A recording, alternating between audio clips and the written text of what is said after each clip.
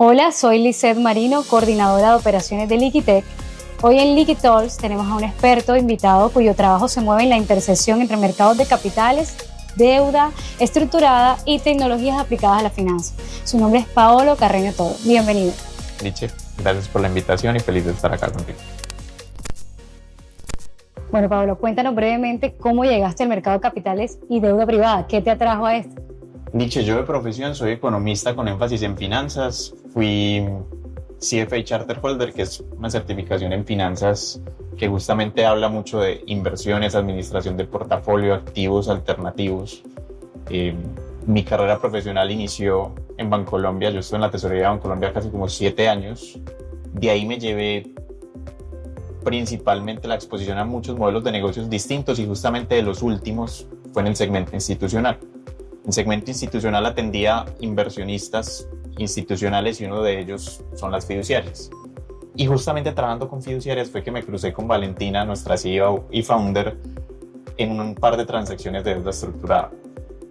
Ahí fue que yo la conocí, ella luego me llevó a BAS como director del negocio y desde que estoy acá los últimos 3 años he estado estructurando todas estas transacciones en la vertical de factoring, pero también en otras verticales, en consumo, en energía, en libranzas, y eso es a lo que nos dedicamos, a ver cómo la infraestructura escala para que cada vez más negocios puedan financiarse. ¿Y qué diferencias ves entre cómo se estructuraban esas facilidades de deuda hace 10 años y actualmente en Latam?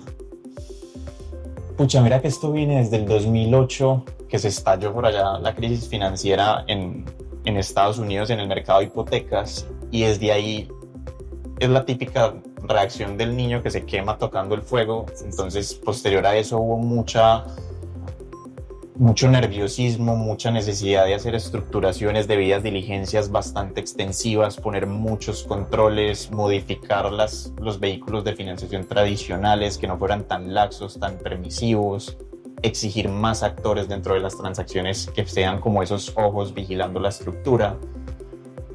Y eso derivó en que fueran transacciones cuya estructuración y operación fuera bastante más lenta de lo que eran antes. Sí, así más o menos estábamos hace 10 años.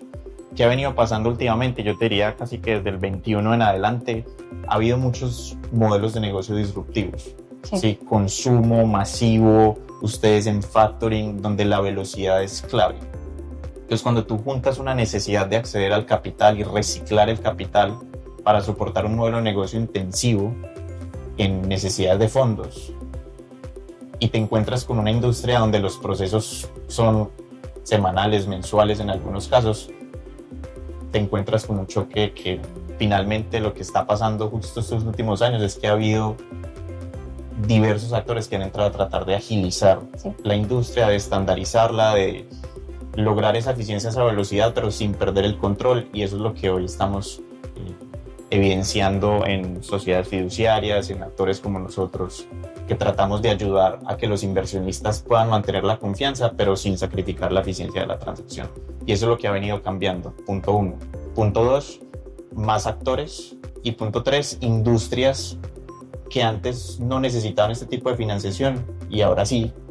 Y en nichos de mercado en muchas ocasiones descuidados por los bancos.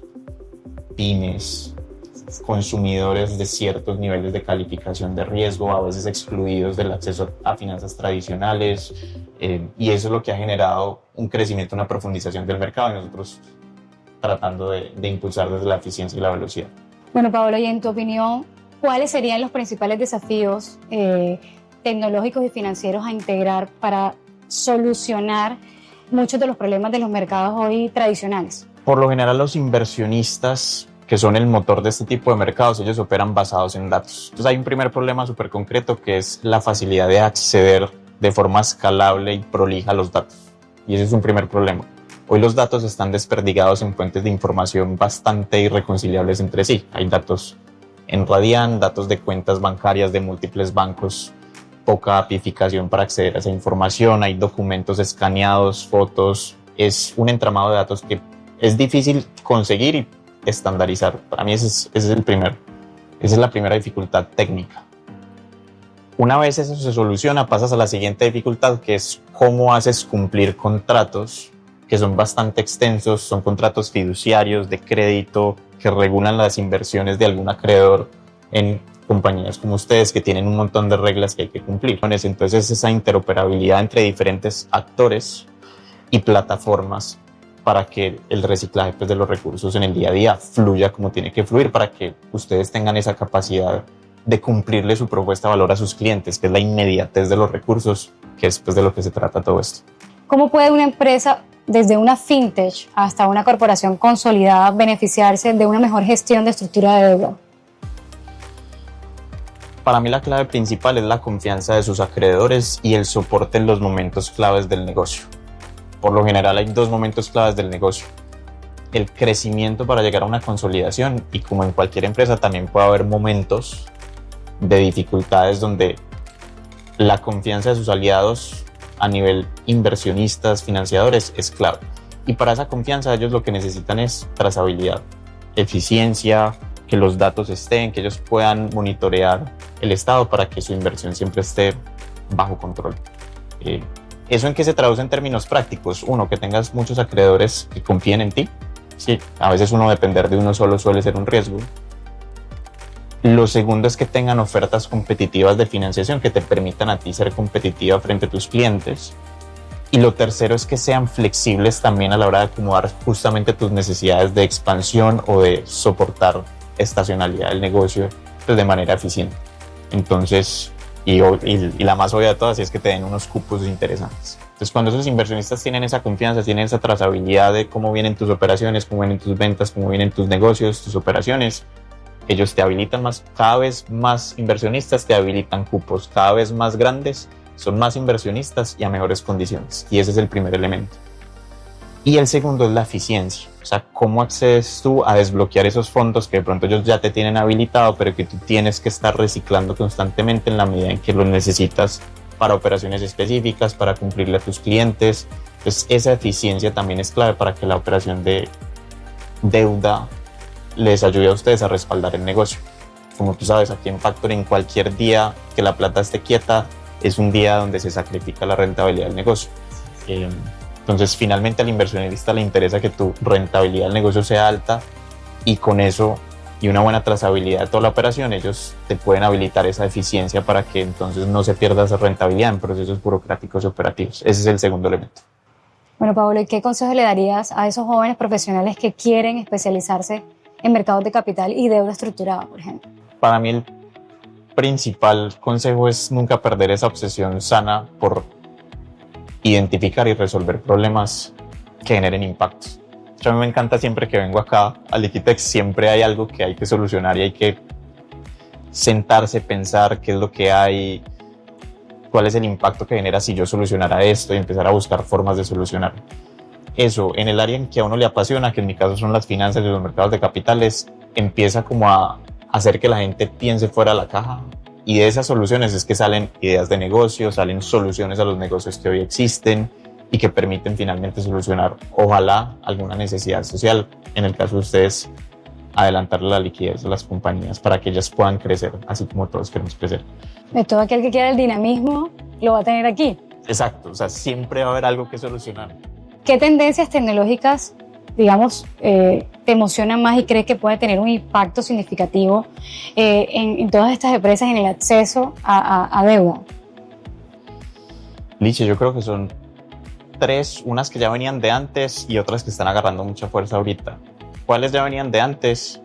Todos los servicios de datos en la nube y disponibilidad de información. Esa es la materia prima para los inversionistas. Entonces, el hecho de que la información esté permite tomar a ustedes decisiones de otorgar crédito a sus inversionistas, como le otorgan crédito a ustedes, respaldado por ciertas garantías. Entonces, para mí esa es la primera, que ya luego se está traduciendo a través de servicios apificados entre las diferentes contrapartes en procesos donde todos los que tienen que participar de esto puedan interactuar con un proceso y se orquestan los procesos y las aprobaciones para que el dinero fluya, la financiación baje a donde tiene que bajar y los fondos se estén reciclando constantemente. Hay una segunda, que es la veracidad de las garantías que ustedes les ofrecen a sus inversionistas. Particularmente en el negocio de factoring está el Radian, que es como esa fuente de la verdad de que ese activo existe y de que no le pertenece a nadie más, sino a quien se lo están ofreciendo, que da desbloquea el mercado de deuda para los operadores de factoring, ¿sí? Hay otras verticales que no tienen la misma facilidad a través del Radian, y ahí es donde hay algunas iniciativas a través de blockchain o algunas iniciativas ya del regulador público. En México hay alguna particular que se llama el RUC, pero que dan esa trazabilidad de los activos que se ofrecen como garantías de estas financiaciones. Ahí la tecnología está intentando entrar a través del blockchain para hacer esto algo un poco más democrático y más fácil a nivel técnico su implementación. Y finalmente, obviamente, está toda la revolución pues, de la inteligencia artificial, que abarca desde automatizaciones de procesos repetitivos en las personas que llevan el día a día de la operación, hasta análisis de contratos que antes exigían que un abogado se sentara horas y horas a leer y entender un contrato,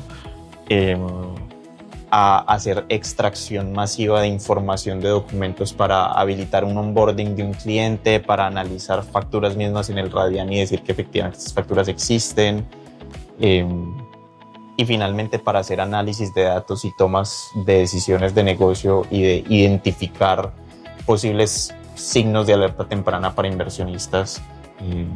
Y la verdad es que está permeando cada, digamos, vertical de negocio, cada proceso de negocio, algo se está viendo beneficiado. Entonces, finalmente todo esto se traduce en más confianza, menos tiempos y más eficacia para todos en la industria, y pues hay que aprovechar. Nosotros desde esta industria nos tenemos que montar en ese bus para que en verdad se puedan materializar todos esos objetivos de negocio que ustedes tienen, que todos tenemos. Pablo, muchas gracias por acompañarnos en esta nueva temporada de Liquitalks. El tema de hoy fue innovación en mercados de deuda. Gracias, Licha, a ti por la invitación. Feliz de estar acá y de seguir construyendo este año, de seguir encontrando problemas, soluciones, y que entre todos crezcamos esta industria, que va a haber mucha gente beneficiada de todo este esfuerzo.